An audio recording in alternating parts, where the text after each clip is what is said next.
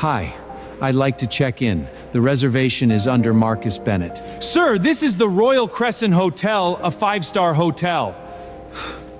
Maybe you're looking for that motel at the end of the street. Hi, I have a reservation under Bennett, Marcus Bennett. Yeah, sure, and I'm the King of England.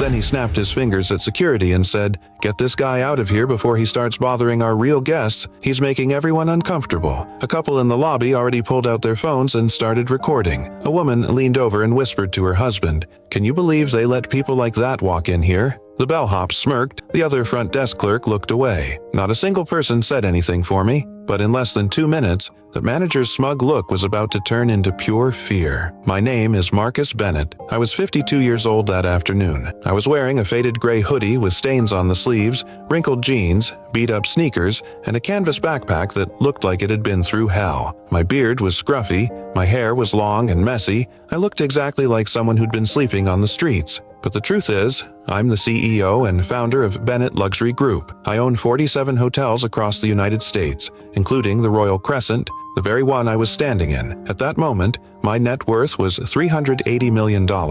I had just finished a 600-mile walk to raise money for homeless veterans. I came here on purpose dressed like this, without calling ahead. I wanted to see if my own hotel would treat every guest with dignity, the way I trained them to. Then the manager, Richard Caldwell, stepped closer, his voice full of contempt. "Security is on the way. You need to leave right now before I have you arrested for trespassing." My chest tightened. I built this company on respect, on the belief that every person who walks through our doors deserves basic kindness. And here was my own manager tearing that apart right in front of me. "Excuse me," a young woman at the desk raised her hand. Her name tag said Jessica Martinez. "Sir, before we ask anyone to leave, I need to check the system. That's protocol." Richard spun around at her and said, "Are you serious? Just look at him." "It's protocol, sir. I need to verify." Her voice calm and professional. She looked at me with kind eyes and said, "Sir, can you spell your last name for me?" "Bennett."